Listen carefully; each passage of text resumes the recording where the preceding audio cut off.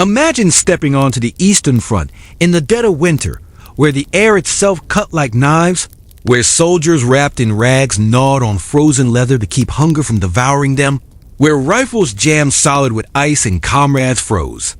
Step beside you before dawn and ask yourself, could you survive even one night?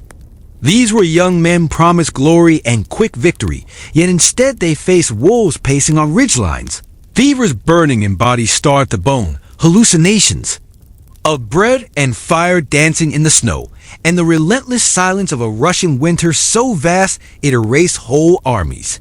Their story is not just about battles fought, but about frostbitten feet stuffed with straw, about candle stubs burning in dark dugouts like sacred relics, about letters from home read until the paper dissolved with tears, and about the sheer, stubborn refusal to die when nature itself conspired to unmake them. If you've ever wondered what the limits of human endurance really look like, stay with me, because the winter that nearly swallowed the German army alive is not just history. It's the ultimate test of spirit, grit, and survival. Why you wouldn't survive a winter on the Eastern Front as a German soldier? The very thought opens with an uneasy curiosity, because history tells us the facts in cold numbers, temperatures dropping to -40, thousands of men freezing in trenches, but the truth is far stranger, softer, and more haunting than statistics. For behind every line of the German advance into the Soviet Union lay not only the clash of armies, but the quiet battle of flesh against frost. The fragile rhythm of breathing against an air so sharp it cut like a blade. And tonight, as you lie in your bed, perhaps with a dim lamp at your side and the murmur of rain on your window, or the hush of a city already asleep, you can drift with me into that frozen world, not as a soldier ready for combat, but as a witness carried gently across time. And before we step deeper, take a breath, soften your body against the mattress, and know you are safe here, the streets outside quiet, the night already wrapping you in its own heavy blanket. And in that safety, I invite you to join me. Subscribe to this channel if you wish to return to such quiet journeys again. And tell me, where are you listening from?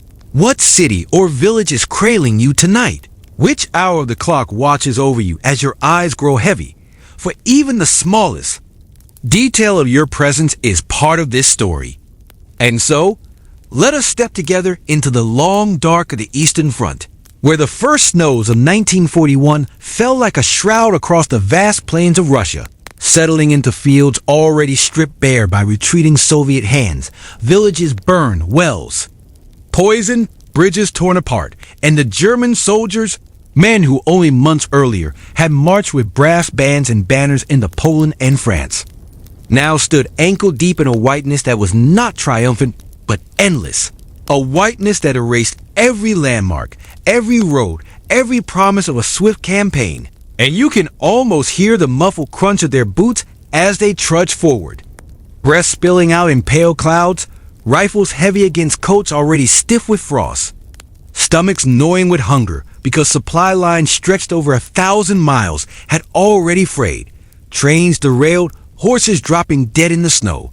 And in their pockets, the soldiers clutched letters from home, words inked in a warmer world wives, mothers, sweethearts writing of harvest and holidays, letters that smelled faintly of bread or perfume, scents long vanished in the bitter air. Imagine now lying with them in a shallow foxhole dug in the frozen ground, so hard it sparks when struck with a spade, their fingers wrapped in rags instead of gloves, because the German army, prepared for a summer victory, had never issued proper winter clothing, and men tore wallpaper from ruined cottages to wrap around their feet, stuffed straw into boots, tied scarves out of stolen curtains, anything to keep the frost from crawling further up their bones, yet the cold always found them, slipping under the skin, stiffening joints, making even the act of blinking painful as eyelashes froze together.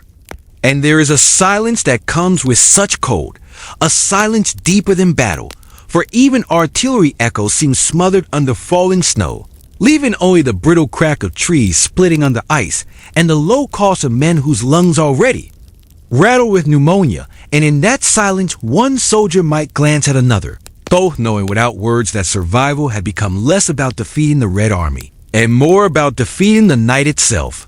Still, within this bleakness were small details so strange they linger: candles made from melted animal fat, burning with acrid smoke inside dugouts, frozen potatoes dug from abandoned fields, eaten raw because fire betrayed positions, cartridges stuck in rifles because the oil had frozen solid, horses gnawed upon not just for meat, but for the warmth of their hides as men cut them open and crawled inside for shelter like grotesque sleeping bags, a detail too bizarre to invent yet recorded in diaries smuggled home. And the men, many only in their early 20s, who had sung marching songs across Europe, now whispered prayers not to God but to their mothers, a soft chant beneath the stars, as frost rhymed their hair white as if aging them decades overnight. And while the official history will speak of Operation Barbarossa and strategic failures, what the night on the Eastern Front truly was for the common soldier was an endless lullaby of shivering, where the creak of leather straps and the hiss of breath were the only instruments. And perhaps, as you listen now, you can picture yourself lying beneath layers of rough wool, hearing the wind scrape across ruined barns, watching the frost form, delicate lace on a rifle barrel, feeling the weight of an iron helmet pressing down as snowflakes drift soundlessly upon it. And you know, without need for battle, that this environment alone could undo any human spirit. Yet there was still a strange, almost dark humor among them. For men joked that they had marched all the way to Russia, only to discover Siberia had marched back to meet them. And when a man's boot froze to the ground overnight, comrades teased him that he had grown roots, a soldier tree sprouting from German soil, misplaced in Russian earth, a jest carried with quiet laughter that always ended in coughing. And beneath such fragile humor was the grim reality of frostbite turning fingers black, noses eaten away by cold, eyelids cracked and bleeding, and men walking blindly because goggles had been forgotten in supply crates hundreds of miles away. This was not merely war but a test of endurance, a slow erosion of the body until even memory blurred. And if you close your eyes now, you might almost hear the whispered shuffle of boots along a white plain, the groan of wood as a cart collapses, the faint murmur of a song sung more to keep awake than for morale, each note drifting like mist across a frozen land, a song without an end, just as the winter stretched without mercy. And so you understand why survival here was never guaranteed, why history is written not only in victories or defeats, but in the quiet measure of who managed to keep breathing when the night was cold enough to freeze sound itself. The winter deepened, and with it the strange paradox of life on the Eastern Front became even sharper, for the soldiers were trapped in a rhythm that was at once monotonous and terrifying, days blending into one another under a sky the color of iron, nights endless and heavy with frost, and yet each moment carried its own small, unforgettable detail that marked survival or suffering. Picture a line of weary men marching past skeletal birch trees, their white bark blending into the snow so completely that soldiers swore the forest itself was disappearing, trees vanishing like ghosts behind drifting snowflakes, while above them crows circled black punctuation against the pallid sky, scavenging both battlefield corpses and discarded rations. Hunger gnawed at them constantly, for supplies meant for warm months spoiled quickly and the cold bread turned into bricks that shattered teeth. Sausages frozen solid like iron rods, tins of meat impossible to open without fire, and so men smashed their rations with rifle butts, ate in painful silence, lips cracking against ice-cold food, tongues bleeding where they stuck to metal spoons. The body became a battlefield of its own, with stomachs twisting in cramps not only from starvation, but from frostbitten intestines, as men discovered the peculiar cruelty of a body that could not even digest in temperatures where blood itself seemed reluctant to move. And yet, within this suffering, strange rituals developed, small routines that tethered men to sanity, the careful folding of a letter back into its envelope, though the words had been read 100 times, the way soldiers. Polished boots already ruined, an act less of utility than a memory of trying to remain men rather than shadows. In villages captured and abandoned by the Soviets, the Germans found remnants of domestic life turned eerie. Toys half buried in snow, icons of saints staring out from cracked walls, loaves of bread baked months before and fossilized into stone hard. Lumps, and there, in such houses, soldiers lit tiny fires with scraps of furniture, watching flames sputter and die quickly as chimneys cracked under cold, the smoke curling into air that devoured it instantly, leaving behind only a bitter smell that clung to wool coats. It is easy to imagine now, lying in your own warm room, the strangeness of their Knights 40 men huddled inside a barn, horses pressed against walls for heat, breath steaming like smoke, men sleeping so close their dreams seemed to overlap. One man murmuring for his mother, another muttering fragments of orders, another silent, except for the rattle of disease, and above them rafters groaned with the weight of snow. Each creak like the snap of a rifle bolt, startling men already, too alert to sleep soundly. The human body adapted in ways that seemed unnatural, learning to sleep in short bursts, eyes flickering open every hour at the sound of boots crunching outside. For always there was the enemy, not just the Soviets, whose raids and ambush came like shadows, but the winter itself, relentless, patient, more cunning than any army. Frostbite became an invisible thief, stealing toes in silence, creeping across hands until a man woke to find his fingers blackened and stiff as wood.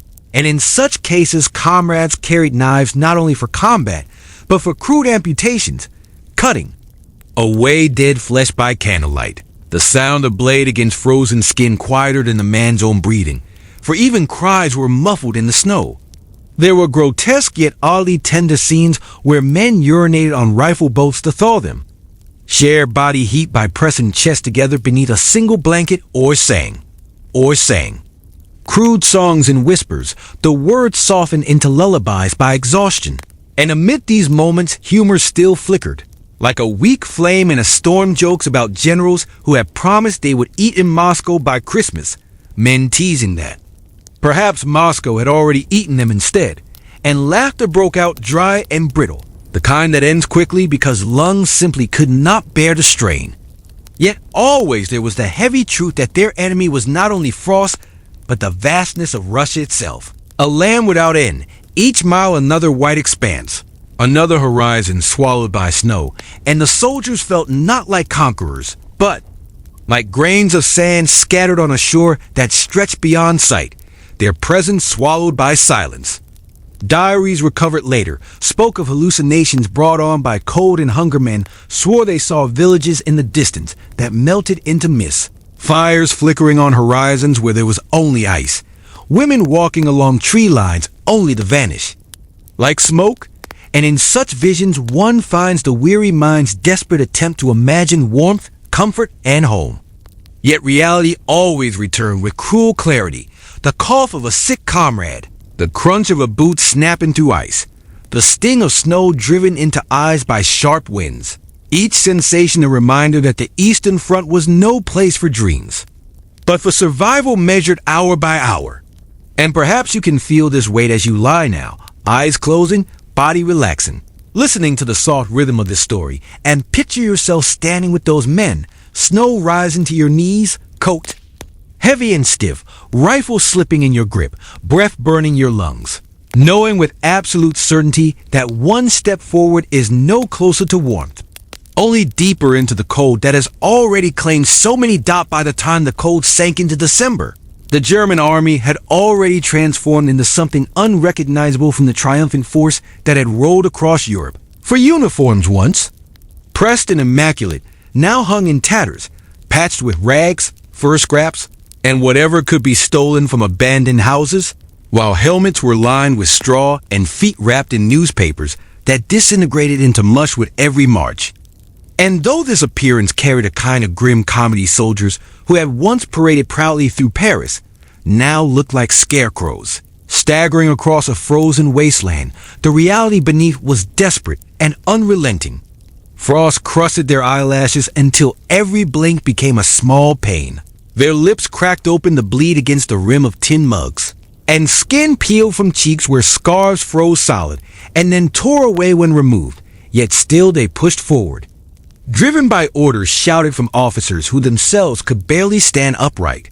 The horses that had carried artillery and wagons were by them mostly dead, their carcasses lying in grotesque rows along roadsides, some frozen in mid-step, others half buried in snowdrift, and men cut strips of flesh from them long after decay had set in, boiling leather harnesses when meat was gone, gnawing on boots as though hunger had erased every boundary between food and object. And in this strange theater of survival, soldiers began to measure time, not in hours or days, but in the number of fires lit, the number of letters reread, the number of times their feet thawed and refroze, each cycle wearing them thinner. The Soviets, though equally battered, held the advantage of knowing the land, retreating into forests and villages where they struck like sudden storms, leaving behind mines buried under snow and traps rigged with grenades, and German soldiers grew paranoid, stepping carefully even across open fields, fearing each clump of snow might conceal death. And this constant tension bred a fatigue that no rest could cure, a heaviness that sat in bones deeper than cold. Sleep, when it came, was treacherous, for men drifted into it like drowning, sinking into warmth that was not warmth at all, but the onset of death. And comrades shook each other awake in shifts, whispering names into frozen ears to make sure. The spark of life had not gone out, sometimes succeeding, sometimes not. And in the morning, men rose to find one of their own stiff as stone, eyes glazed with frost, still seated upright as though keeping watch forever. And still the landscape itself mocked them, for the vast Russian plain seemed designed to erase hope-white horizons merging with white skies. No landmarks, except the ruins of burned-out villages and the black scars of forests cut for fuel.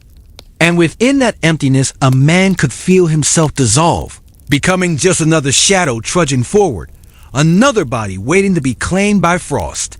What made it stranger still were the small intrusions of life that appeared in such desolation. A stray dog padding through snowdrifts, ribs showing, scavenging like the soldiers themselves. Peasants glimpsed at a distance, wrapped in layers of cloth, moving slowly with sledges, their eyes unreadable, vanishing again into the whiteness. Children's laughter heard faintly from a ruined church before silence returned, leaving men uncertain if they had imagined it. And among the soldiers, hallucinations grew common. A cruel trick of exhaustion and hunger, men swore they saw steaming bowls of soup resting on tables inside shattered huts, or heard music drifting from barns where only snow and silence waited. And they staggered toward these visions with tears freezing on their cheeks when reality struck them again. Diaries and letters captured this paradox of madness and monotony, describing lice that thrived despite the cold, crawling across skin already cracked and bleeding, gnawing at what little energy remained, and men joked bitterly that even lice were better suited to Russia than they were, a laugh shared briefly before collapsing into coughing fits. Disease followed closely behind, typhus spreading through cramped shelters, dysentery weakening men until they could no longer stand, and the stench of sickness mixed with smoke from damp fires, a scent so strong it clung to every blanket, every coat, making the very act of breathing an ordeal, yet no one complained aloud, for complaint wasted energy better spent on the simple act of survival. Officers tried to keep order with drills, shouted commands, promises of relief that never arrived, but discipline itself cracked under frost. And men moved not as units, but as scattered clusters, each group clinging together for warmth, for comfort, for the illusion of protection.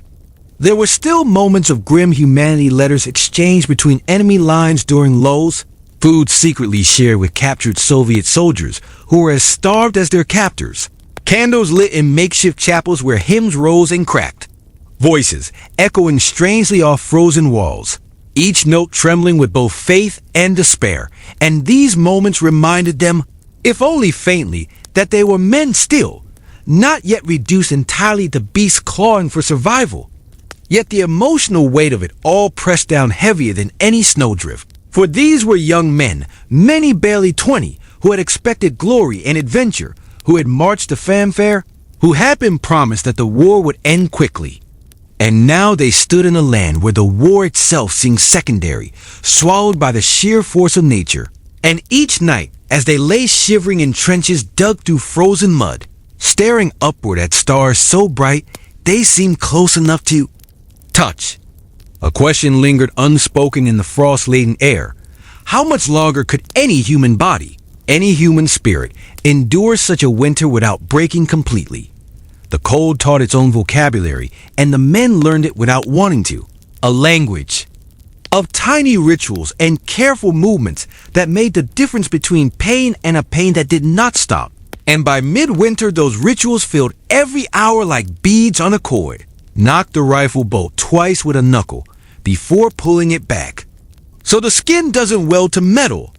Breathe through cloth to keep ice from forming inside the nostrils. Strike the boots against a stump to shatter the rime before lacing. Rub a little animal fat into the cheeks where scarf and frost bite together. Lay socks across the chest under the tunic so body heat coaxes them dry. And keep a sliver of candle for the darkest nights when a lone flame means the world still contains warmth. The platoon moved now not as a parade, but as a collection of living stoves and mending kits. Each man a small workshop of survival. Pockets stuffed with foot wraps and nails, buttons and wire, a half-broken penknife, a twist of tinder, a folded letter that served as both talisman and insulation, because even paper felt like a kind of blanket when pressed against the ribs. The roads had become long corridors of whiteness edged by stunted hedges and skeletal birch, and supply columns creaked along them behind peasant sledges the soldiers jokingly called pange taxes, their runners whispering over snow while the exhausted horses threw steam into the air like locomotives, and when the column stopped, men swarmed them with a strange politeness. Please, a little more kerosene, a handful of oats for the company mule, a tin of ersatz coffee that smelled faintly of burned grain. Every request offered in the quiet tone of people who understood that shouting at a winter would not make it move faster. Inside captured Izbaz, the soldiers discovered the low, brick-bellied stoves the locals called pek, and those stoves became classrooms where Germans learned Russian, warmed as carefully as if it were a new faith, how to bank a fire under ash. So it lived till morning, how to dry mittens by setting them like little tents on the warm bricks, how to lay along the top to let the heat sip the ice from joints, how to warm tea until the samovar sang a tired tune, and how to close shutters so stray sparks did not call down the night with a column of smoke. Yet even in those rare moments of domestic shelter, the war walked in with its boots on, bringing lice that found seams and collar folds no matter how fiercely a man boiled his clothes, bringing coughs that painted handkerchiefs with rust, bringing the sour smell of wet wool and tobacco and fear. And from the rafters hung a web of drying things, scarves, socks, bread sacks swaying gently in drafts while men dozed upright against walls, drifting in and out of thin sleep to the slow pulse of the stove in the low, companionable clicking of someone picking ice from a rifle sight with a sliver of wood. Outside, vehicles stood like iron animals half buried in drifts, their engines so reluctant that starting them became a ceremony requiring patience and superstition. Preheat oil by cradling bottles in armpits, prime the carburetor with a whisper, kick the crank with a prayer, coax the throttle with 2 fingers as if calming a skittish horse, and when at last a cough erupted into life, men slapped the hood as if the machine had done them a personal kindness. Tanks proved heavier students than trucks, their grease thickening to glue, their batteries falling silent, their tracks groaning and snapping as ice seized pins, while rumors moved along the lines that the enemy's diesel engines bit winter better than their own, rumors no one could fix with a wrench, but everyone nodded at with the weary acceptance of men who had discovered that some truths cannot be argued down. Patrols continued in ghost white sheets that turned men into walking snowdrifts, the claws stiffening until a gust made it crackle. And they moved by sounds rather than sights, by the scrape of a ski, the quick hiss of drifting powder across a drift's crust, the dry pop of distant wood as it split with cold, the slow heartbeat rhythm of their own breath echoing inside scarf and hood while star shells climbed into the black and burst in the brief moons that floated down on parachutes, sprinkling the night with silver dust and making each ice crystal glimmer like a tiny mirror, so the world seemed for a moment to be made of ground glass. When the flares died, the dark felt thicker for the memory of light, and that thickness pressed on the mind as surely as the wind pressed on the skin. And thoughts moved the way a man moved through snow laboriously, following the trench someone else had broken before. The company had a medic with a calm face and split knuckles who taught them to massage whitened fingers until they flushed, to avoid rubbing frostbite with snow, because ice on ice is only another blade, to smear salve on cheeks and ears and then not touch them, to recognize the sleep that is not sleep by the way a man's jaw slackens into a child's shape. And the medic kept a ledger with pencil lines that shook when the wind hit the dugout. A book of small mercies and losses, doses. And bandages, morphine kept in a sock inside his jacket so it would not harden. And every mark reminded them that winter counted them too. On Sundays, or what passed for them, someone always tried to make ceremony out of almost nothing. A hymn hummed under breath until others joined in. A line from a psalm misremembered and cherished anyway. A crust of bread sliced thin but held. Up as if it were still whole. The pew a bench, the church a barn, the congregation a handful of boys whose faces carried both stubble and the softness of home. And for a few minutes a kind of brightness entered that felt like heat not because the temperature changed, but because meaning did. Letters arrived bundled with ice crystals in the twine. Envelopes bent into arcs that matched the curve of pockets. Script looping across pages like warm vines. And men rationed them the way they rationed sugar. Reading a paragraph today, a paragraph tomorrow. Tucking them back in as carefully as if they were supplies for the heart that could not be replaced by requisition. And sometimes a man would read another man's letter aloud while he sewed a button or scraped his boots. And all of them would nod at the mention of a street, a kitchen, a gate, a smell of apples, a train whistle at dusk. Nod not because they knew those particular things, but because each detail was a doorway. The landscape offered almost no doors of its own, only long fields where wind combed the snow into ripples like the surface of a pale sea. And where it broke across ruined fences and low walls, it sang in a register like glass rubbed with a wet finger. And if a raven called from a dead tree, its cry carried such a clean emptiness that men looked up as if someone had spoken their names. Hunger paced with them like a thin dog, patient and without malice. And the meals that reached the line tasted of endurance. Gray stew with floating islands of fat that promised more than they gave. Slices of bread that had to be sawed, not cut. Tea as bitter as pine bark. A lucky onion sometimes lifted from a cellar and shared translucent ring by ring until the sharpness stung everyone equally and therefore felt like justice. And a few coarse jokes worked like spices, not many. Not often. Only enough to make the spoonful go down without taking the throat with it.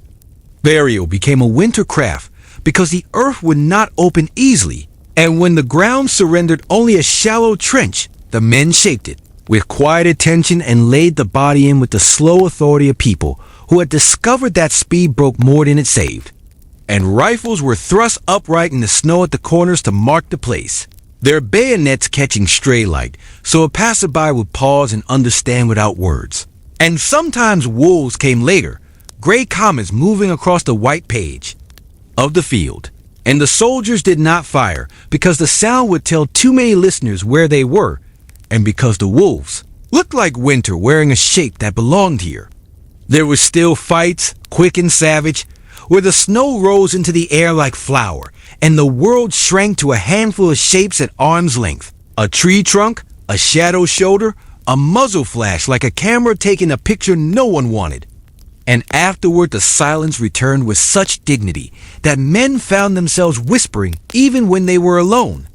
The officers tried to hold the map steady against this weather by using words like axis and objective, line and liaison, but the soldiers understood a different grid built from wood piles and culverts, from a bridge whose handrail was missing, a plank, from a lone hayrick that leaned like a listener, and in their heads they carried these gentle landmarks, the way a child memorizes the path from bed to kitchen in the dark.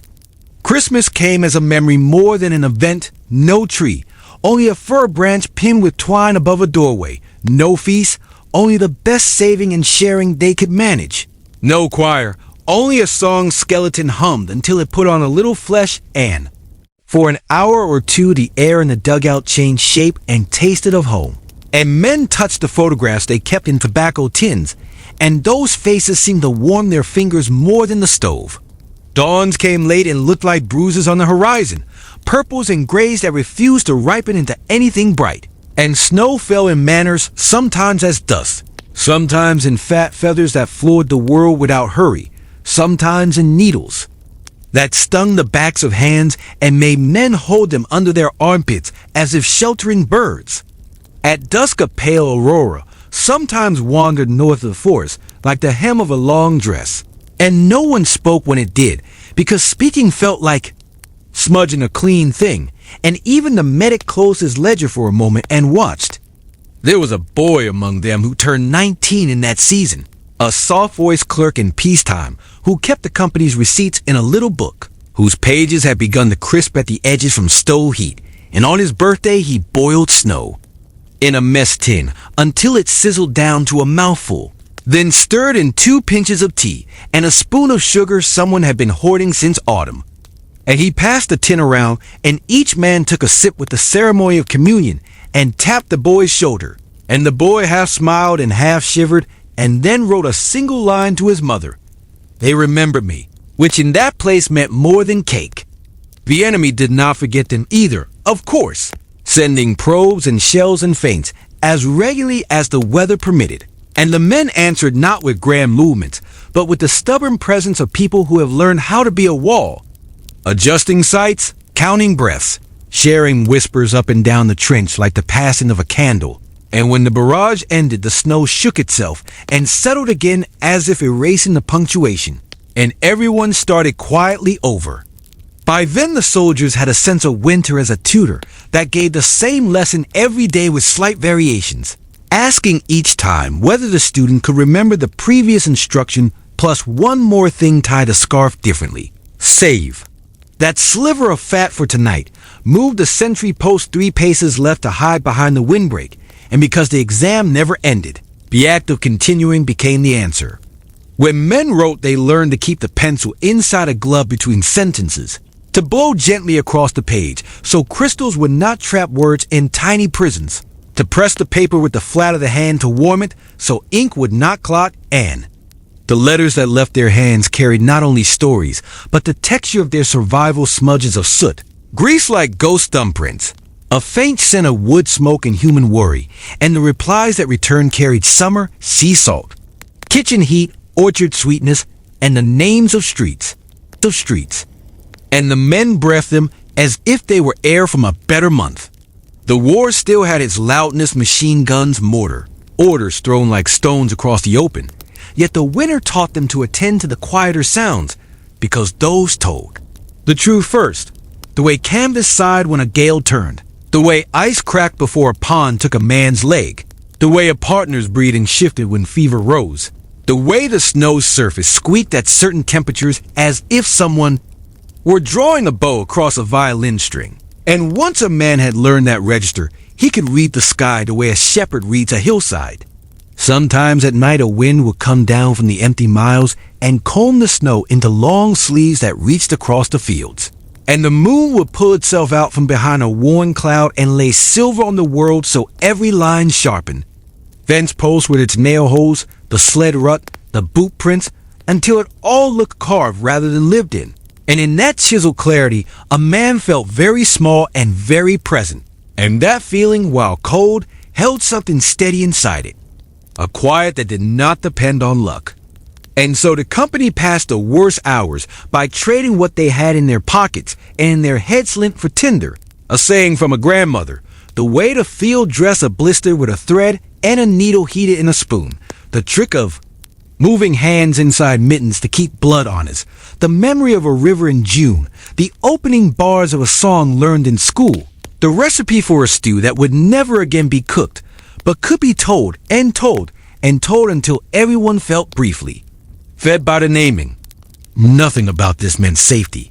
Not really, because the winter kept its own schedule, and the front had its own appetite. Yet the men found a kind of posture that did not fall over each time the wind leaned on it, and that posture, which some would later call stoicism, and others would call habit, and a very few would call grace, allowed them to keep breathing while breath smoked into the night like the softest signal fire, a sign not of victory or defeat, but of simple presence, here and now, within a world that demanded much and offered little beyond the possibility of.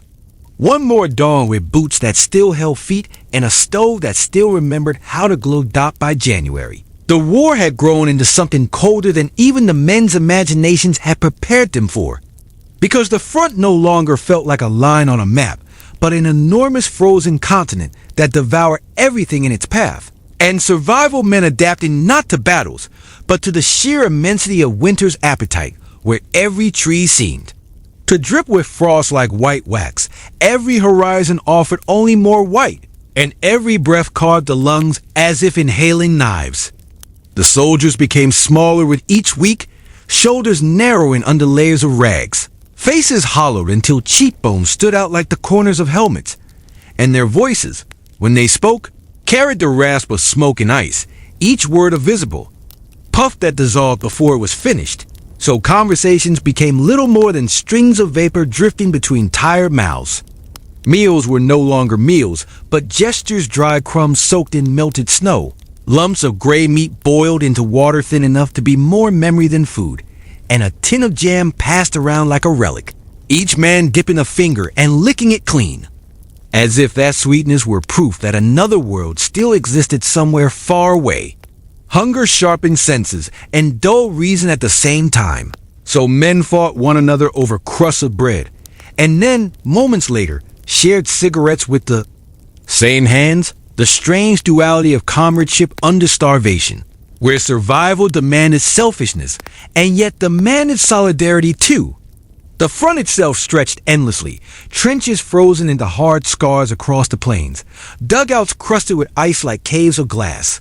And inside them soldiers moved slowly, bundled in so many layers they resembled clumsy dolls, yet still they shivered, because warmth was not simply a matter of clothing, but of spirit. And spirit had been leached by weeks of frost, fear, and fatigue. Men tried to make gains out of nothing, counting the number of snowflakes that landed on a sleeve before melting, tracing patterns in frost on rifle barrels, whittling scraps of wood into crude figures, small distractions that disguised the larger truth that death was never far, not only from bullets or shells, but from the quiet slide into sleep when exhaustion whispered that closing the eyes might feel like kindness. In the nights, when the wind howled across the steppe like some vast unseen animal, men huddled together beneath canvas that cracked in the gale, whispering stories of home, of bakeries that smelled of yeast and sugar, of streets lit with gas lamps, of Sunday afternoons when bells rang over rooftops, and in the telling of these memories their eyes glistened not only with tears but with frost, so that it seemed as though memory itself crystallized in the Russian air. Illness prowled through the ranks, coughing that rattled deep in the chest, fever that burned like fire under blankets of snow, sores that would not close because the body no longer had energy to heal, and yet the medic stitched and bandaged, mixing desperation with routine, whispering to each man that he would survive, even when both of them knew the winter kept its own tally, and no ledger could dispute it.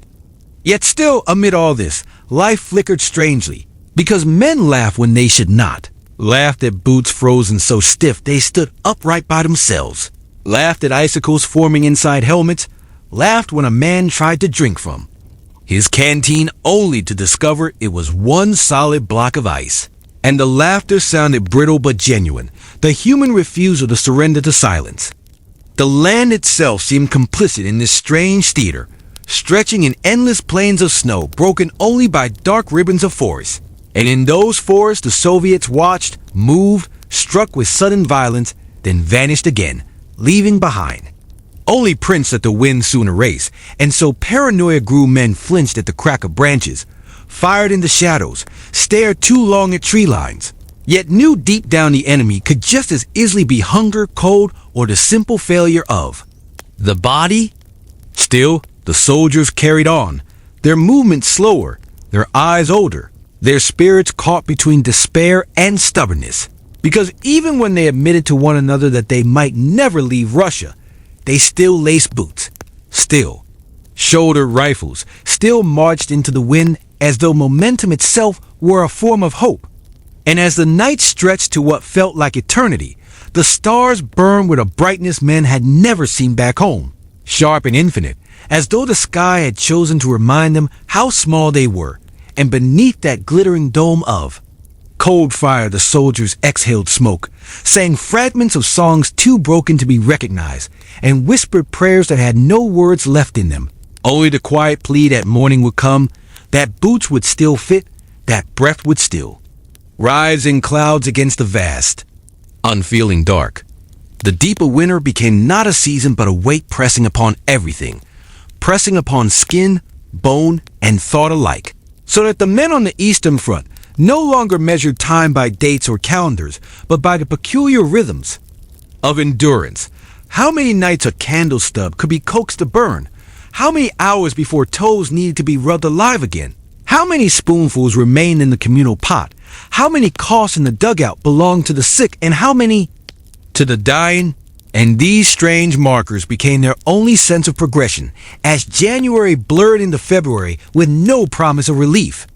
Dawn arrived reluctantly, a gray smear behind ragged clouds, and yet soldiers stirred from their frozen bedding not with eagerness, but with the sluggish compulsion of routine, pulling stiff boots over numb feet, shaking snow from blankets that never fully dried, strapping rifles that felt heavier with each day, and stepping out into air that cut them open with its bitterness. The roads by them were littered with husks of machines abandoned like carcasses, tanks split by frost, trucks with wheels buried in snow up to the axles, engines frozen into silence, and the soldiers walked past them as if past gravestones, each ruin a reminder that steel itself could not outlast the Russian winter. Hunger remained their most constant companion, gnawing at them until every rib seemed to echo against the fabric of their coats, until the smell of smoke from burning horseflesh made mouths water instead of retch, until even the leather of belts and satchels seemed a whisper of sustenance, and men boiled scraps of bark, chewed straw, scraped the last grains of flour from abandoned sacks. Anything to put weight into their bellies, yet starvation gnawed faster than they could fight.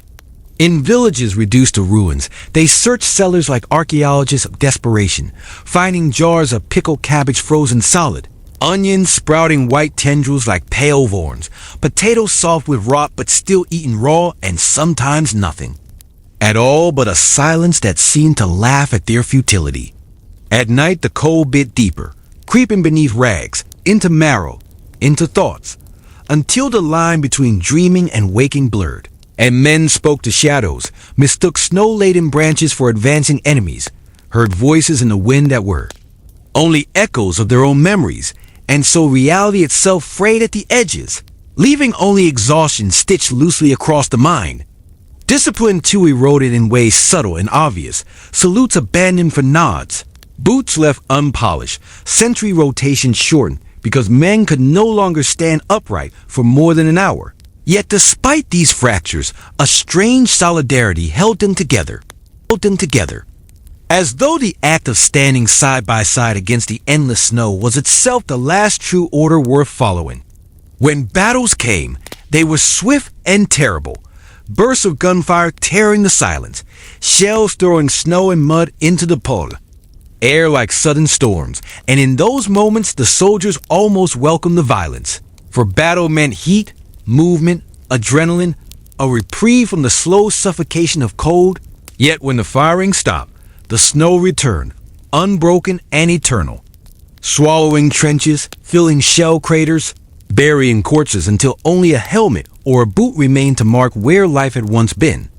Strange sights punctuated their misery, icicles growing like daggers from rifle barrels, the aurora flickering green and violet across frozen skies as though mocking their small fires, wolves trotting along ridgelines with calm curiosity, their breath steaming in the same rhythm as the soldiers, and ravens perched on telephone wires that no longer carried messages, croaking into the void as if delivering the only news worth hearing, that winter still reigned. Men carried their memories like hidden embers, stoking them quietly to keep from freezing inside, remembering the taste of bread fresh from ovens, the sound of children playing, the warmth of a lover's hand, and though such recollections made the absence sharper, they also gave the heart something to hold. A fragile protest against the erasure of identity that the Eastern Front threatened. And so the soldiers continued, dragging their weary bodies through a landscape of endless frost, fighting not only enemies in uniforms, but the relentless hunger, the creeping sickness, the fatigue that whispered of surrender. Yet still they breathed, still they marched, still they clung to life as though each step into the snow were an act of defiance against a world determined to unmake them. Each exhaled cloud of breath a faint, fleeting testimony that for one more moment they remained, fragile but unbroken, alive within a winter that had no mercy and no end dot by the heart of February. The war had dissolved into something quieter, yet more merciless than the clash of armies, for the Eastern Front seemed less like a battlefield than a test of human endurance against the most pitiless elements, and the German soldiers, who once believed themselves invincible, now looked more like wandering relics, shuffling through the snow with eyes dulled and shoulders hunched, their movements mechanical, drained of energy, but compelled forward by orders, by habit, by the faintest echo of discipline. Their uniforms bore no resemblance to regulation, patched with Soviet scarves, women's coats, bits of fur, and scraps of carpet. Every man a walking bundle of scavenged cloth bound together with rope and string, and yet still the cold found a way in, biting their fingers until they cracked and blackened, settling into lungs with each breath like a slow-burning fire, numbing their feet until toes shriveled into useless lumps that some men only noticed when boots filled with blood. Food remained an obsession as fierce as the war itself, soldiers waking from dreams where they sat at long tables with steaming dishes, only to find their stomachs clawing with emptiness, so they gnawed at horse bones long since stripped of flesh. Shaved slivers of frozen fat from the edges of cauldrons fought over crusts of bread harder than stone.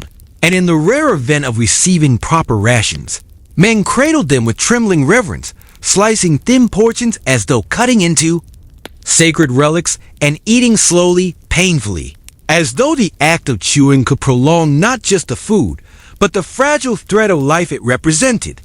Disease stalked them with the stealth of a second enemy, lice thriving even in sub-zero temperatures, spreading fevers that left men delirious. Dysentery weakening already starving bodies, frostbite claiming fingers one by one until soldiers tied. Rags around stumps and kept moving, unwilling to stop, because stopping meant dying, and the medic always burdened with too few supplies. Cut away gangrene with knives heated over candles, the smell of burning flesh lingering in dugouts where no man spoke for hours after. Yet amid the misery, there were sights so strange they lingered like dreams foxes, darting across fields in sudden bursts of color. Auroras painted the night sky in hues of green and violet that made men pause in awe even as their teeth chattered. Peasants trudging past with sledges full of firewood, their faces carved from stone, offering no glance to the soldiers, as though the war itself did not concern them, as though they were part of the land and therefore untouchable. Battles, when they erupted, were sudden ruptures of violence in this silence. Machine guns spitting lines of fire into the snow, mortar cracking open the sky, men lunging forward through drifts that swallowed them to the waist, and yet even battle seemed smothered by the cold, the sound muffled, the smoke hanging low and refusing to rise, the blood freezing into dark stains that glistened like glass. When the fighting ended, silence reclaimed the field with an authority greater than any general, snow falling to cover the dead, as though the land itself insisted on erasing every trace of struggle, leaving only the living to wonder if what they had endured was real or just another hallucination. And through it all the soldiers held on to fragments of humanity in small rituals, lighting a scrap of candle in the dugout at dusk, sharing a single cigarette among four men, humming broken songs that faltered into coughs, telling stories of faraway homes whose warmth seemed almost mythical. and even carving tiny wooden toys or figures that they tucked into their pockets, talismans against despair. The nights grew so long that men swore the stars themselves moved closer, brighter, sharper, as if the universe leaned down to watch them suffer. And under that cold canopy, they whispered prayers not for victory, not even for survival, but simply for a few more breaths. A little warmth, a dream without hunger, a dawn that might come sooner than expected. And in those prayers one could hear the truth of the Eastern Front, that winter itself had become the supreme enemy, and that every man who exhaled a cloud, a breath into the freezing air, was not just a soldier in a war, but a fragile flame flickering against a darkness vast enough to swallow the world. The winter dragged on with a weight so constant it seemed eternal. And by March, the soldiers had begun to lose their sense of where the front ended and where themselves began. For the snow blurred everything, trenches filled and vanished. Roads became indistinguishable from frozen rivers, villages melted into the horizon until only chimneys poked through like gravestones. And in that erasure, the men felt themselves dissolving too, their identities shrinking to the smallest functions. Walk, eat, breathe, endure. Many no longer spoke in full sentences, but in fragments, gestures replacing words. Eyes dull, yet capable of sudden flares of desperation whenever food appeared. And within this reduction of humanity lay a strange clarity for all illusions of conquest and glory had long since been buried under the snow, leaving only the raw truth that survival was a battle of inches, of hours, of breaths. Hunger remained their constant tormentor, so men picked at frozen horse dung to find undigested grains, boiled belts in the foul broth that tasted of nothing but smoke and despair, and in rare moments of fortune roasted a crow or sparrow, plucked hastily, eaten quickly, bones cracked open for marrow, each bite swallowed as if it were salvation.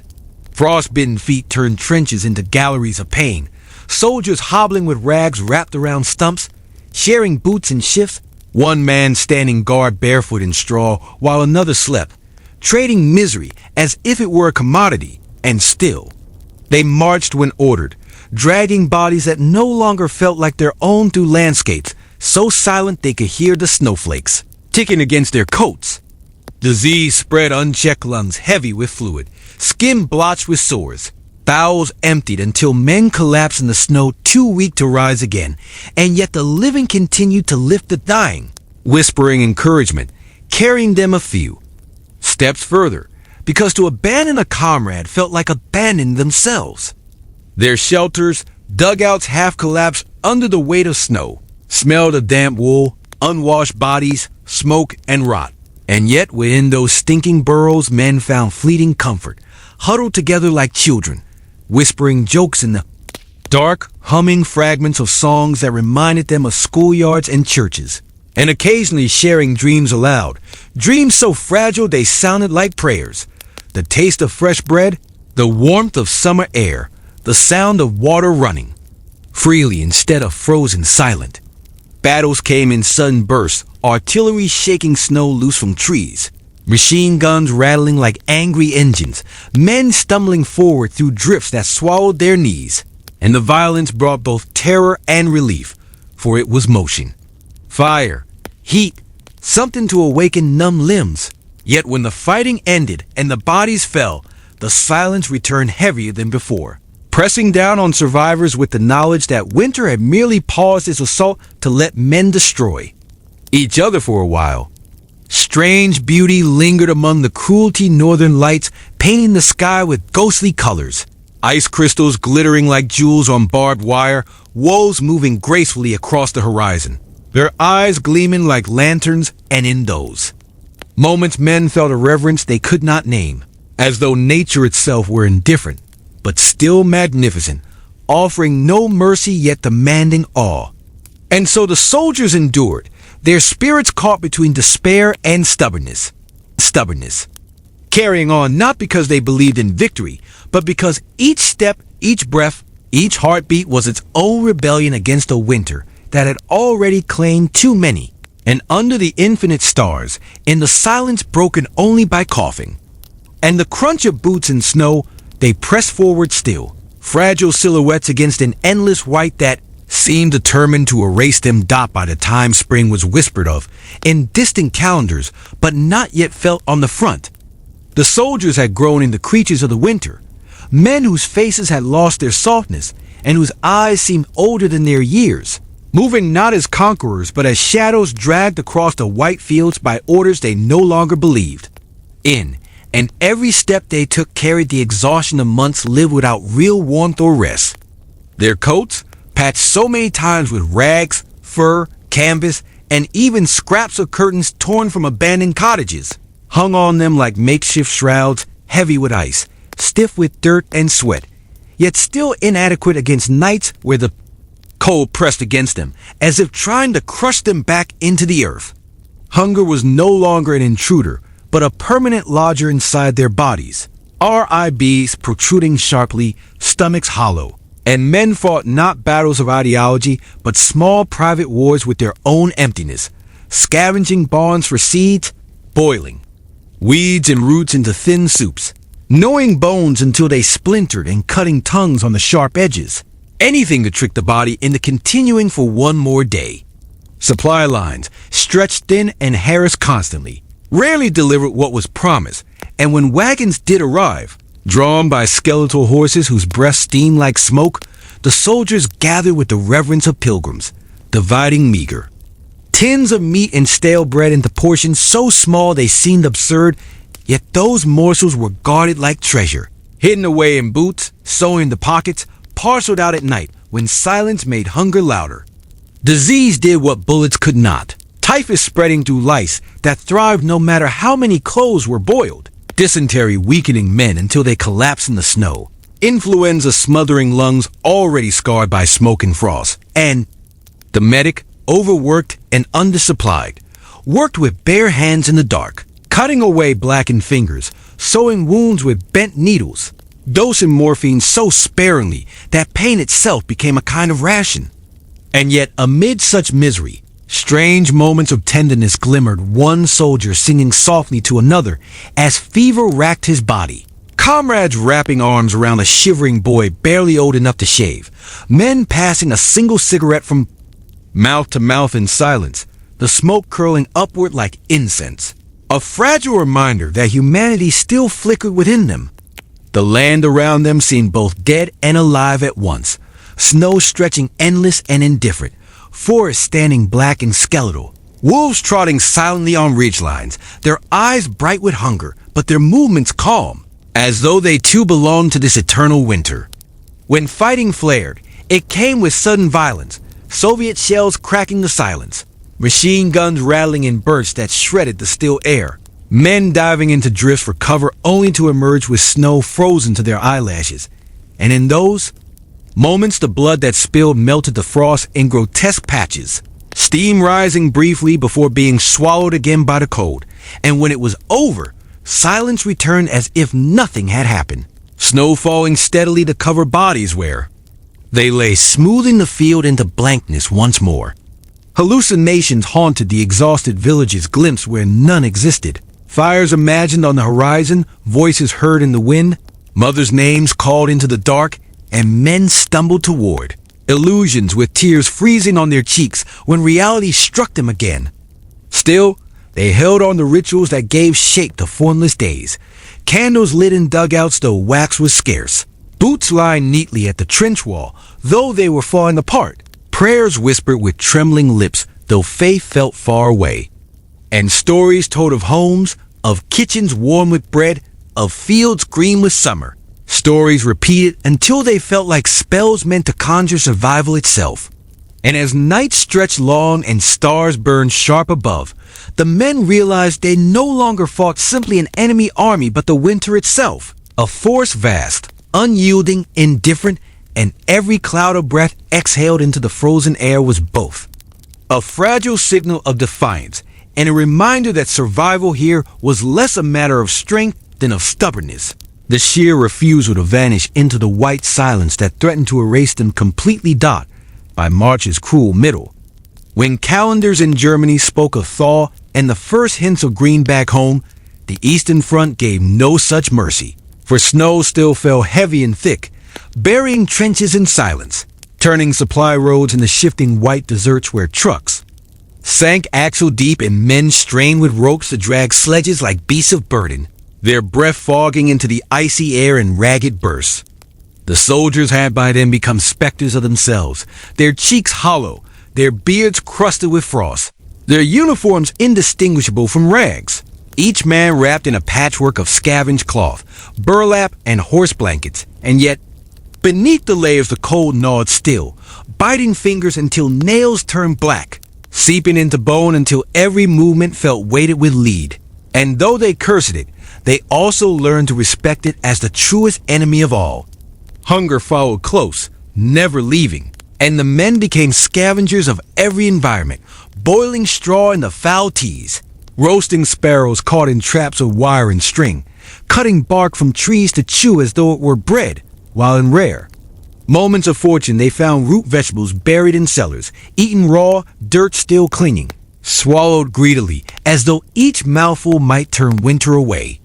Yet no food could keep bodies from failing disease spread unchecked, men coughing until ribs cracked, fevers burning them beneath mountains of frost, dysentery emptying already starved bellies, until life seemed to leak away unnoticed, and the medic, exhausted beyond measure, stitched wounds in the glow of candlelight, heated scalpels in open flames to cut away infection, and whispered comforts that sounded like lies, but were the only thread tying men to hope.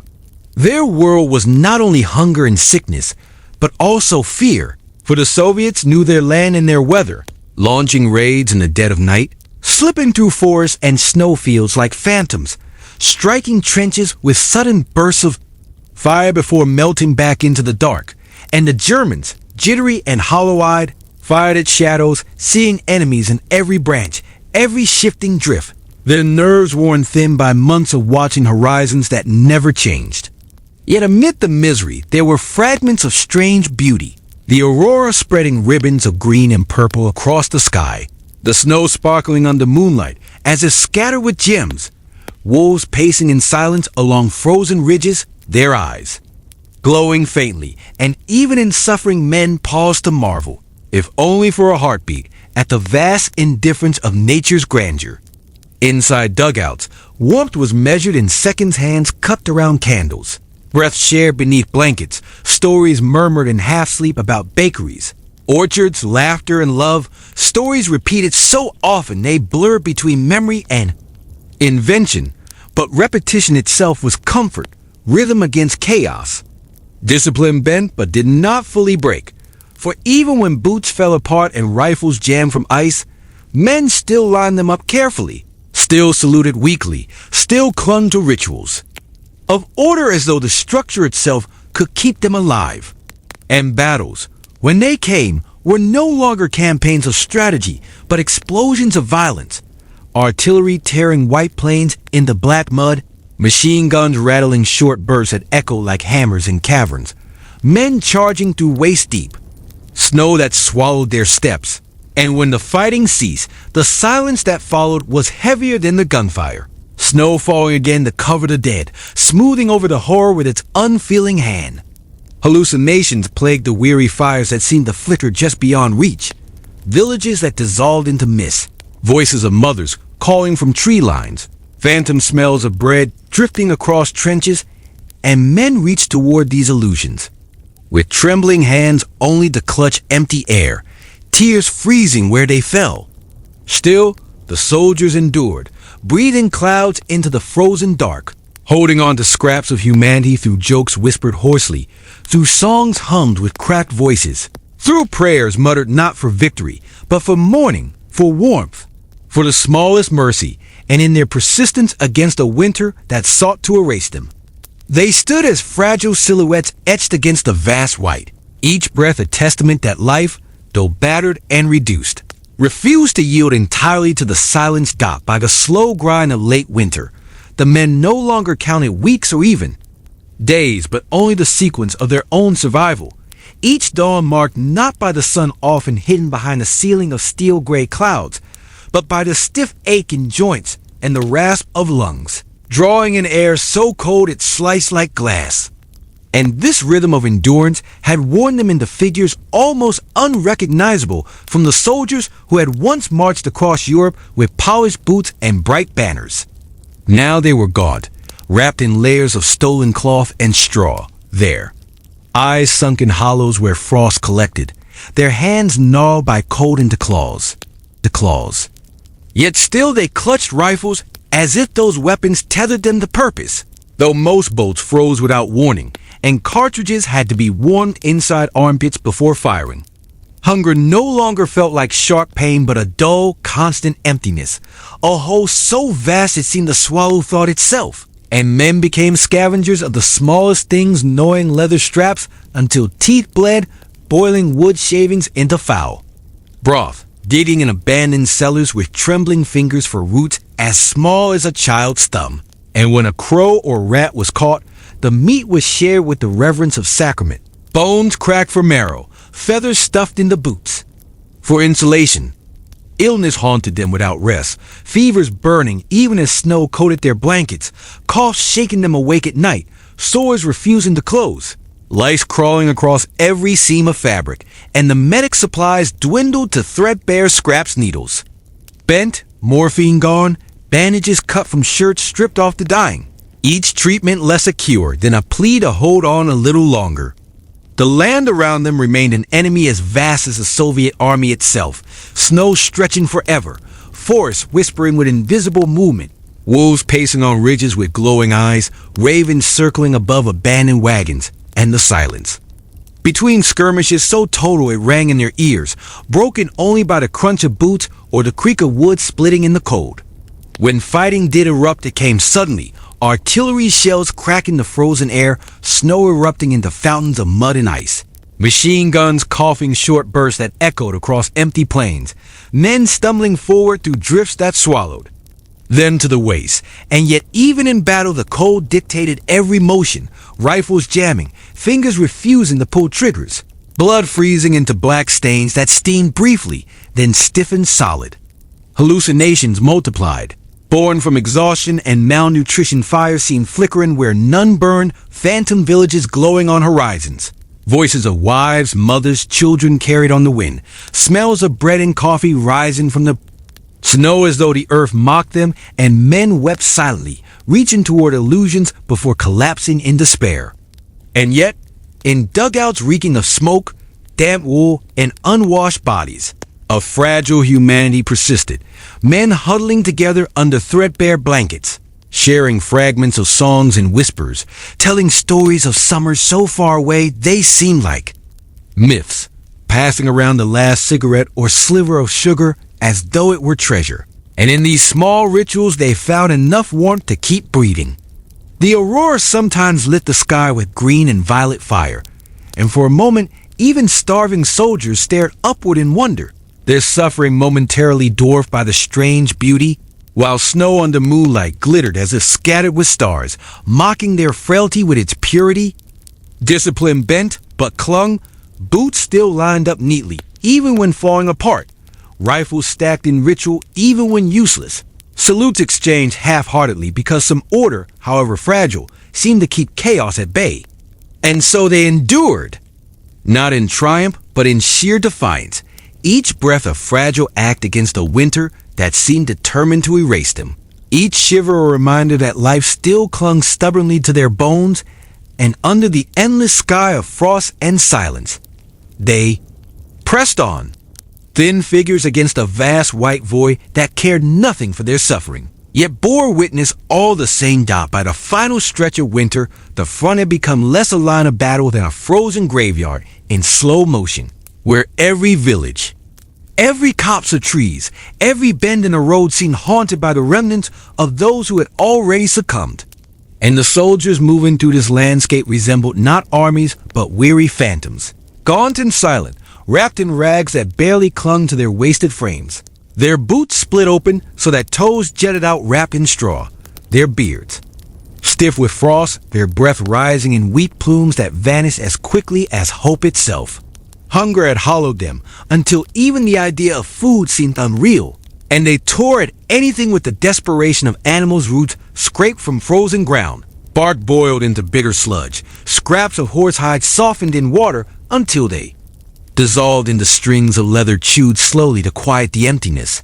And when a rare cache of grain or potatoes was discovered in an abandoned cellar, it was devoured raw, men choking on frozen lumps too hard to bite, but too precious to waste. Disease ran alongside them like a second army, fever glowing in sunken eyes, coughs racking bodies already weakened by malnutrition, lice breeding in every seam of cloth, dysentery draining life from within, and still the medic stitched, bandaged, cut, whispered, and prayed, his hands trembling from exhaustion, his face lined with the knowledge that he could not save them all, yet refusing to stop because stopping meant surrendering the last thread of mercy left. The land itself seemed determined to erase them, fields buried under snow so deep it swallowed men whole, forests where branches cracked like gunshots under the weight of ice, rivers sealed under thick glass that groaned as if alive. And in this vast indifference, men felt themselves smaller each day, their uniforms blending into the whiteness until they no longer looked like soldiers, but like shadows etched against a blank canvas. Combat, when it came, was short and savage. The Soviets striking with sudden raids, bursts of gunfire echoing in the stillness, mortar coughing fire that melted snow into steaming craters, and in those moments, men moved with a strange energy, born not of courage but of instinct, scrambling through drifts that clutched at their legs, returning fire with rifles that jammed from ice, hurling grenades with hands so numb they could barely release the pins. And when silence returned, the snow fell again to cover bodies, smoothing over the horror as if nothing had happened. Hallucinations grew constant companions, a cruel trick of exhaustion and cold fires glowing on the horizon only to vanish. Voices calling names long unheard, the smell of baking bread rising in the trenches, though no ovens existed for hundreds of miles, women's laughter drifting on the wind before dissolving into emptiness, and men reached out with trembling hands, clutching at illusions that broke like glass, their tears freezing before they could fall. And yet, even here, moments of humanity persisted like fragile sparks. Men huddled in dugouts around candles whose light trembled more than it glowed, whispering songs half forgotten, trading scraps of tobacco, passing photographs worn soft from too many hands, murmuring stories of summers back home when rivers ran wide and fields were green. And these fragments, though fragile, anchored them to life, remind them of who they were before winter stripped them bare. The night skies sometimes blossomed with auroras, strange curtains of light rippling across the black, and men lifted their heads to watch, silent, their gaunt faces illuminated in ghostly colors, and for a moment they felt part of something vast, something beyond frost and hunger, something that gave shape to their suffering even if it offered no relief. Discipline limped on in gestures more habit than order. Rifles stacked neatly though useless, boots placed side by side even when broken, salutes exchanged with hollow eyes, and these small acts, repeated in silence, formed a rhythm of survival that outlasted reason. And so they continued, stumbling forward through snow that never ended, their breasts thin clouds in the endless cold, their bodies frail but their will unbroken, each heartbeat a quiet act of defiance against a world that seemed intent on swallowing them whole, each step a testimony that even in the darkest, coldest reaches of war, life clung stubbornly to its fragile thread, refusing to vanish into the white silence that waited patiently for them all. By the late stages of that brutal winter, the soldiers had become creatures of habit more than of hope, their existence reduced to a chain of small, repetitive gestures that kept death at bay without ever promising life.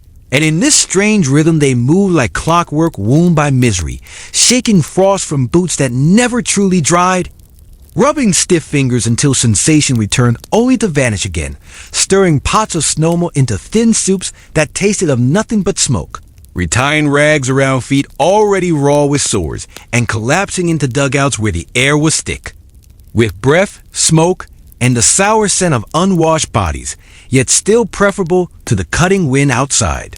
Their faces were pale hollows, skin stretched over bone, beards frozen into icicles, eyes rimmed with shadows. And though their uniforms had once represented discipline and pride, They now resemble bundles of scavenged cloth tied together with rope.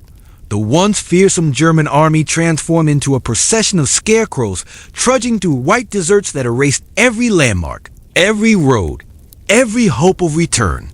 Hunger carved deeper than any wound, gnawing at them until bellies shrank into knots and limbs trembled with weakness, so that the capture of a single sack of grain or a half-rotten potato became cause for grim celebration, and men ate with frantic urgency, ignoring the dirt and frost clinging to their spoils, swallowing too fast, choking on food too frozen to chew, desperate to silence the emptiness inside.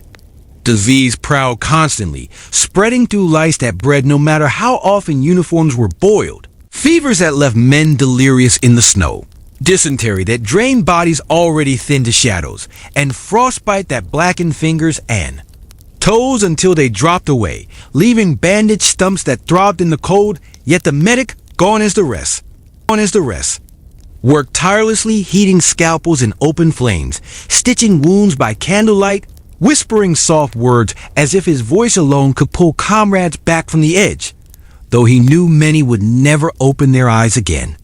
The land around them remained silent, merciless, endless, forests rising like black ribs against the snow, fields stretching blank and featureless, rivers frozen solid yet groaning as if alive, and wolves pacing at the edges of vision, their shapes blending with shadows, their eyes gleaming faintly, reminders that even animals seem better suited to this world than men.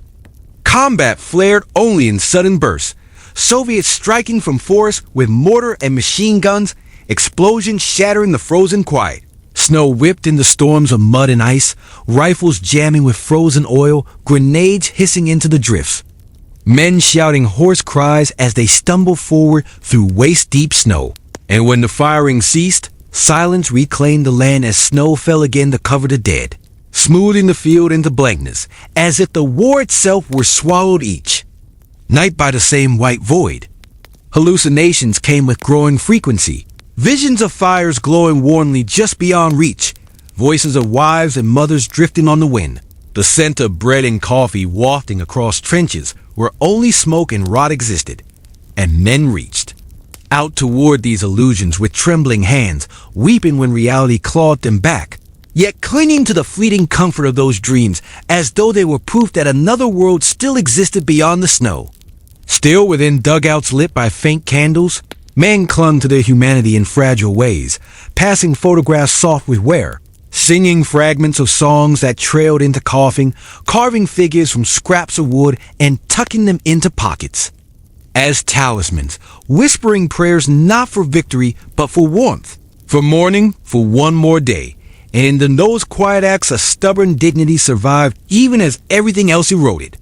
The aurora sometimes rippled across the night sky in ribbons of pale green and violet, and men stood in silence, their gaunt faces illuminated in ghostly light, their suffering momentarily dwarfed by the strange majesty overhead.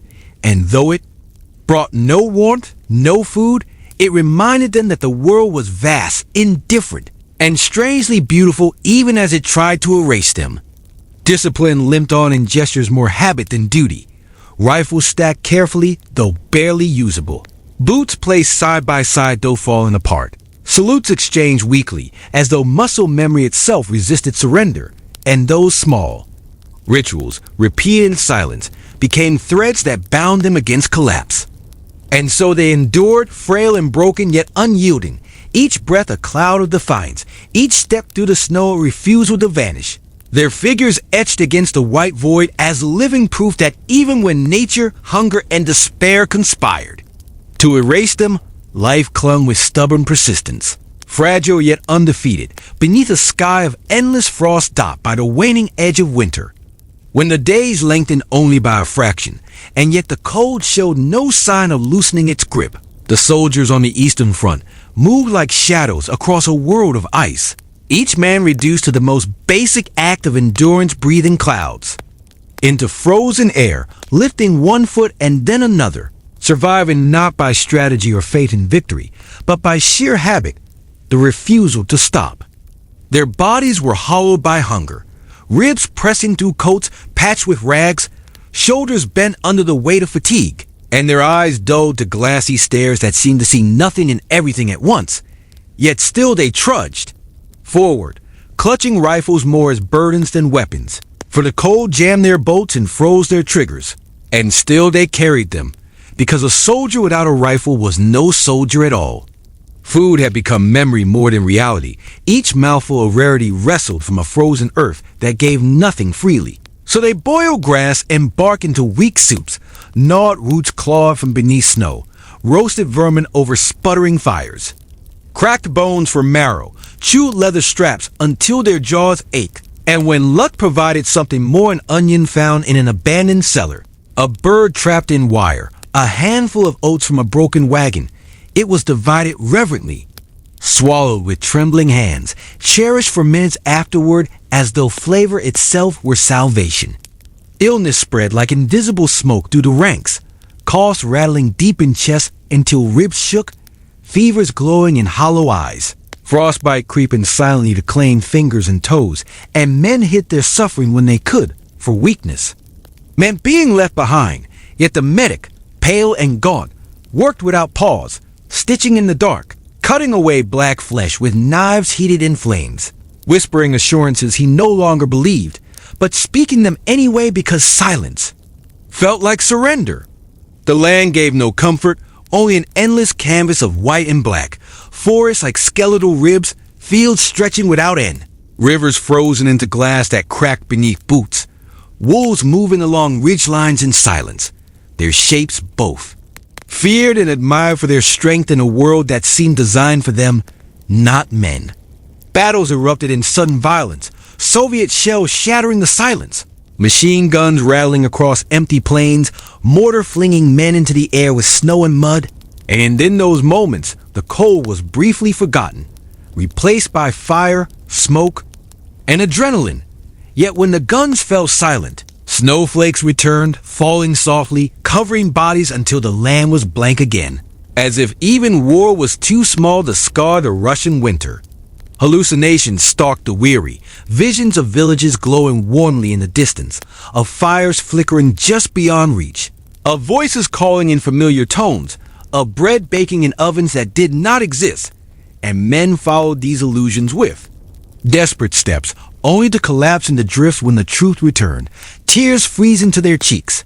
And yet even illusions gave them a fragile reason to move, for in chasing them they found another hour of survival. Still in dugouts buried deep beneath snow, humanity clung stubbornly, men huddled around a single candle flame, trading the last crumbs of tobacco, humming songs until their voices cracked, reciting prayers not for triumph but for mourning, telling stories of fields green with summer, of rivers running free, of kitchens filled with bread. Stories so often repeated, they blurred between memory and invention, but still gave shape to nights that would otherwise dissolve into silence. Sometimes the sky itself seemed to intervene, the aurora unfurling in sheets of pale green and violet, rippling across blackness, like a curtain of fire, and soldiers stared upward with hollow eyes lit briefly with wonder, reminded for a heartbeat that the world could be beautiful even as it tried to erase them. Discipline survived only in fragments, rifles stacked neatly though rusted, boots lined in rows though falling apart, salutes offered weakly as though habit itself defied despair. And those fragments mattered more than strategy, for they anchored men against the collapse of identity. And so they went on, thin silhouettes moving against endless frost, their breath rising like smoke, their steps slow but relentless, each heartbeat a quiet declaration that though winter raged, though hunger consumed, though despair pressed upon them, life still flickered, fragile and stubborn, refusing to be extinguished in the vast white silence that sought to claim them all dot by the time winter dragged toward what should have been its ending. Though the Eastern Front gave no sign of release, the soldiers had been pared down to their barest essence, no longer men in uniform but gaunt figures bundled in scraps of cloth and straw, trudging through a wasteland where every breath was a contest with air so sharp it carved their lungs raw. Their movements were stiff, jerking like marionettes held up by habit rather than strength, their faces waxen beneath crusted beards, their lips cracked open from frost so that each word they spoke bled faintly, and yet still they whispered. Still they muttered jokes and prayers, as though language itself might shield them from silence. Hunger had become a permanent weight, an invisible knowing that never eased, so that every soldier scanned the snow for anything, an animal track, a discarded crust, a root half frozen in the ground, and meals. When they came, were swallowed. With a reverence beyond ritual, a potato split into 4 parts, a scrap of horse meat boiled into thin broth, a crust of bread softened with melted snow. And when nothing came, they chewed leather straps, bark, even paper, anything to trick the body into believing it had been fed. Disease shadowed them relentlessly, coughing so violent it bent spines, fevers that burned even as frost rimed hair and blankets. Bowels emptied until men could no longer rise from the ground, frostbite creeping silently until blackened fingers dropped away, and still the medic worked, carving away rot with trembling hands, wrapping wounds with scraps of cloth torn from the dead, whispering comforts he no longer believed yet offered, because silence would have been cruelty. The landscape itself mocked their struggle, fields stretching blank and merciless, forests skeletal and creaking under ice, rivers frozen into slabs that moaned with the weight of snow, wolves trotting along ridges with eyes glowing faintly. There, breath steaming in calm rhythm while men staggered below, the animals thriving where humans faltered, and above it all the sky remained iron gray, heavy and unmoving. A lid over a world stripped of warmth. Combat, when it erupted, seemed less like battle and more like violent interruptions to misery. Sudden flares of mortar tearing the stillness apart, machine guns coughing fire into snowdrifts, men charging. Forward not with confidence, but with desperation, stumbling, slipping, firing rifles that jammed with ice, throwing grenades with hands so numb they could scarcely grip. And when the noise ended, the silence fell back heavier than before. Snow, settling over the dead as though erasing them deliberately. Hallucinations haunted the exhausted.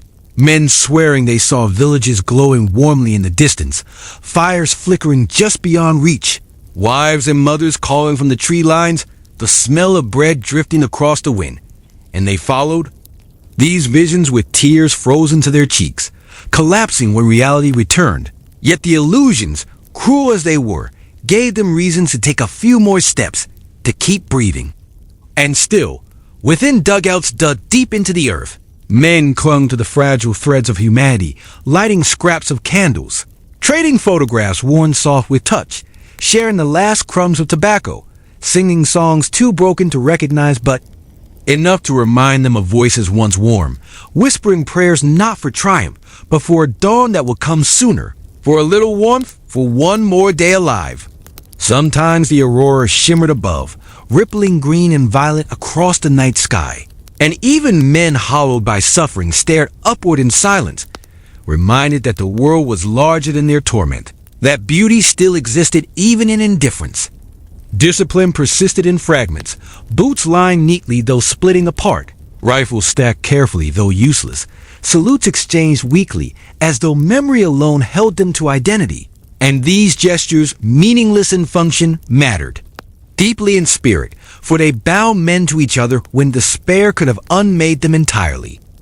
And so they carried on, figures moving against a canvas of endless white, their breath rising like smoke, their steps faltering yet relentless, each heartbeat a fragile defiance against a winter that had stripped them of everything but the will to remain, life itself flickering stubbornly against the silence that threatened to erase them completely by the late stretch of winter. When even the promise of thaw felt like a rumor too fragile to believe, the German soldiers on the Eastern Front had been reduced to silhouettes of endurance. Gaunt and hollow-eyed, their bodies wrapped in rags that barely clung to their wasted frames, their boots splitting so wide they stuffed them with straw, cloth, and scraps of paper, anything to keep skin from meeting ice. And still the cold crawled in, numbing feet until they no longer belonged to the men who dragged them through. Drifts. Their beards were stiff with frost, their lips bled from cracks so deep they winced with every word, and yet voices still murmured, thin jokes and prayers carrying across dugouts where the air was heavy with smoke, damp wool, and the sour tang of sickness, because silence, though it surrounded them outside, was something they could not let consume them inside. Hunger had ceased to feel like sharp pain, and instead became an endless hollow, a dull ache that swallowed every thought, so that the men scavenged constantly, scraping bark from trees to chew into pulp, boiling weeds into bitter liquid, gnawing. Bones already cracked dry, and when luck gave them something more an onion unearthed from frozen soil, a crow trapped in wire, a handful of oats scraped from a barrel, they divided it with trembling hands, each mouthful taken reverently, almost with disbelief, as if flavor itself were a memory too strange to trust. Disease shadowed them with relentless patience, fevers burning even as frost rimed hair and blankets, coughs deep and racking. Bowels emptied until men collapsed unable to rise again, frostbite creeping silently until skin blackened and slough. Away, and the medic, gray with exhaustion, stitched and bandaged with thread pulled from uniforms, knives heated in flames, cloth cut from the dead, whispering soft comforts he knew could not save most but spoke them anyway, because despair would have killed faster than infection. The land pressed down on them like a judgment, fields vast and white without end, forests groaning under the weight of ice, rivers cracking in low moans as if protesting their own frozen state, wolves pacing ridges with glowing eyes, their shapes, both ominous and enviable for their strength, while ravens croaked above burned-out villages, their calls echoing in the emptiness like the only voices that belonged to the land. Battles punctuated the silence with sudden violent artillery shells cracking the frozen sky, snow flung into fountains of ice and mud, machine guns rattling in desperate bursts, men stumbling forward through drifts, slipping, jamming rifles. Clogged with frost, hurling grenades with hands so stiff they barely obeyed, and when it ended, when smoke cleared, snow fell again to erase the chaos, smoothing over bodies and scars, returning everything to the same indifferent blankness. Hallucinations haunted the weary, fires imagined at the horizon, villages glowing with warmth that dissolved into mist, voices of wives and mothers carried on the wind, the smell of baking bread where only frozen corpses lay, and men followed. These visions with tears frozen to their cheeks, collapsing when truth returned. Yet sometimes illusions gave them enough will to walk a few more steps, to survive a few more hours. Still, within dugouts and barns, humanity persisted. Fragile but stubborn men lighting candle stubs, passing photographs soft from too many hands, sharing the last tobacco scrap, humming lullabies more to comfort themselves and each other, murmuring prayers not for victory, but for mourning, for warmth, for one more day. At times the night sky unfurled strange wonders, the auroras shimmering in ribbons of green and violet, the stars piercing through clouds with such sharpness they seemed closer than the earth, and soldiers stared upward, hollow-eyed but silent, reminded for a moment that the world, though merciless, could still be beautiful, even as it sought to erase them. Discipline flickered on in gestures of habit rifles stacked neatly though they jammed, boots lined in rows though falling apart, salutes offered weakly as though muscle memory itself resisted surrender, and these rituals, pointless in practice, mattered deeply, for they gave shape to chaos, identity to despair, threads of order binding men who might otherwise collapse entirely. And so they moved forward, step after weary step, their breaths rising like smoke into the endless air, each shiver a sign that life clung still, each heartbeat a fragile defiance, their figures etched against a land vast, white, and unfeeling. A landscape that seemed intent on swallowing them whole, yet could not quite erase their stubborn flicker of existence. When at last the long winter loosened its grip, it did not end with sudden warmth or triumph, but with a slow, reluctant surrender, the snow retreating in patches, the rivers groaning as they cracked open, the fields revealing mud thick with the bones of men and horses alike, and the soldiers who remained stumbled into this thaw not with celebration, but with the hollow gait of survivors who had endured too much to feel victory. Their bodies gone shadows, their eyes dulled to glass, their uniforms little more than rags clinging to wasted frames. And yet in that grim silence there was a strange, fragile relief, for the air no longer sliced their lungs with every breath. Fires burned with less desperation, and the ground, though sodden and treacherous, no longer froze their feet in place. Hunger still gnawed, disease still lingered, battles still flared with sudden violence, but the iron hand of the Russian winter had relented, and men who had lived for months in a world of white silence now smelled damp earth, heard the trickle of thawing streams, felt mud sucking at their boots instead of snow breaking beneath them, and these small changes seemed almost miraculous. They buried their dead properly at last, carving shallow graves in the softened ground, marking them with crosses made from splintered boards, murmuring prayers with cracked voices, and in those moments even hardened soldiers felt tears rise. For though war still stretched ahead, the worst enemy, the endless, indifferent winter, had finally withdrawn. And as dawns grew longer, as the sky lightened with hesitant blue, as the wind softened enough to carry the faintest sense of soil and smoke instead of only ice, the survivors realized that they themselves had changed forever, that the winter had carved them into men who would never again look upon snow without remembering nights when it buried the world in silence, when it froze comrades stiff beside them, when it hollowed hunger into a cavern that seemed bottomless, when every breath had been a negotiation with death.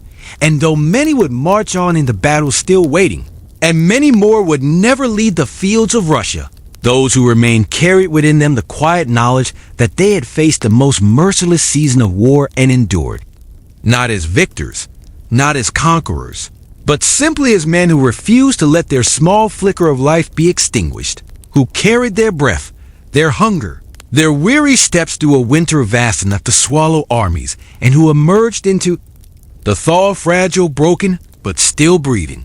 Proof that even in the bleakest silence, life, though battered, could still persist.